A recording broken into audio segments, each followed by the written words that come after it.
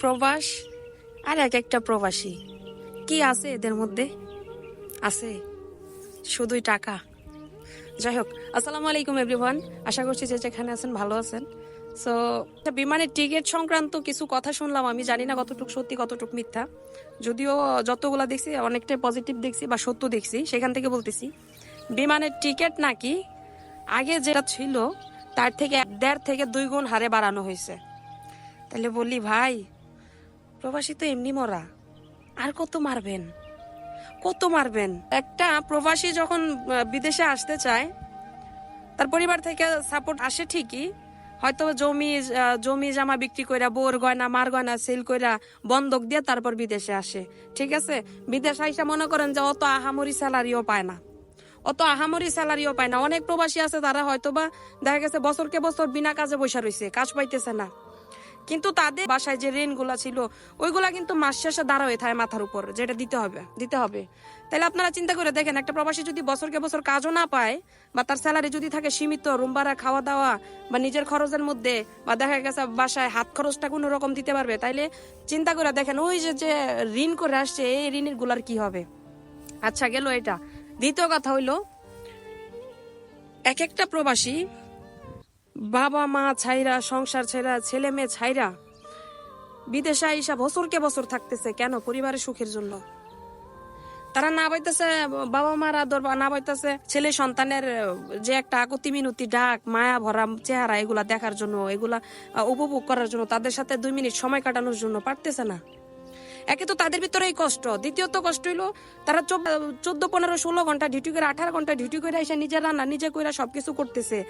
ওই মাস শেষে যে স্যালারিটা পায় সেখান থেকে মনে করেন অল্প অল্প অল্প অল্প করে একটু সঞ্চয় করে, যে যদি টিকিটের টাকাটা কোনো রকম করতে পারি, দেশে যাবো, মা বাবার সাথে একদিন সময় কাটামো, বউর সাথে সময় কাটামো, ছেলে মেরে নিয়ে 2 দিন ভালো থাকবো, পরে আবার আসবো। তো আগে যে টিকিটের প্রাইসটা ছিল, ওই টিকিটের দামটা তারা সঞ্চয় করতে করতে তাদের মনে করেন 1 বছর 1.5 বছর লাগা যায়, 2 বছরও লাগা যায়, তারপরও তারা টিকিটের টাকাটা অ্যারেঞ্জ করতে পারে না, ঠিক আছে। আর আপনারা ওই জায়গায় কি করলেন? এমনি প্রবাসী মরা, তারে আরো মারার জন্য টিকিটের দাম বাড়ায় করলেন 1.5 থেকে 2 গুণের টাকা আরো বাড়ায় দিচ্ছেন। কি ভাই, মানুষকে কি বাঁচতে দিবেন না? হ্যাঁ, চিন্তা করে দেখছেন? এই যে আপনারা যারা গদির মধ্যে বৈশা বৈশা টিকিটের দাম হুর হার করে বাড়ায় দেন, প্রবাসীর কথা চিন্তা করেন না। একটা প্রবাসীর স্যালারি হাইস্ট হইলে মনে করেন যে সর্বোচ্চ যদি আইসা নতুন নতুন ঢুকে বাংলার 20, 25, 30 হাজার। আমি আমার কথা বলি, দুবাইতে মনে করেন যদি ভালো কোনো কাজও ধরেন 1500-র উপরে যায় না স্যালারি। যদি লোকজন থাকে, আত্মীয় স্বজন থাকে, কয় না ওই যে মামু চাচা, এই দেশে মামু চাচা আছে, যদি মামু চাচা থাকে তাইলে নাকি একটু স্যালারি হাই হয়। 1500-র উপর স্যালারি যায় না, যেই কাজই করেন না কেন। ওয়েটার থেকে শুরু করে বাসা বাড়ির কাজ পর্যন্ত 1500-র উপর স্যালারি যায় না।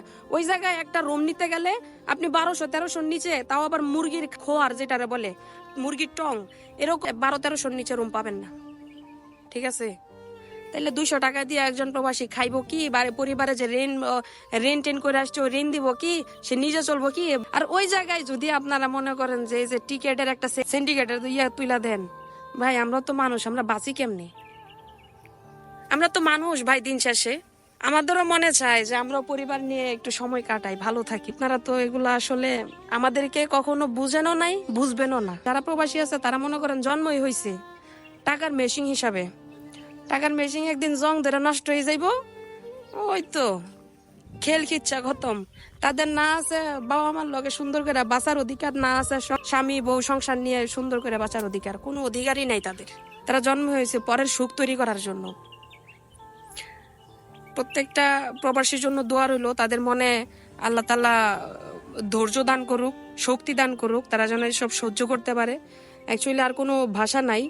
কেননা আগে যে জায়গায় 1 বছর লাগতো, 1 বছরের স্যালারি থেকে আমরা অল্প অল্প সঞ্চয় করে টিকিটের টাকাটা ম্যানেজ করতে পারতাম। এই জায়গায় তো মনে করেন যে 5 মাসের স্যালারি টাকা দিয়েও টিকিট কিনতে পারবো না, বাসায় যাইবো তো দূরে থাক।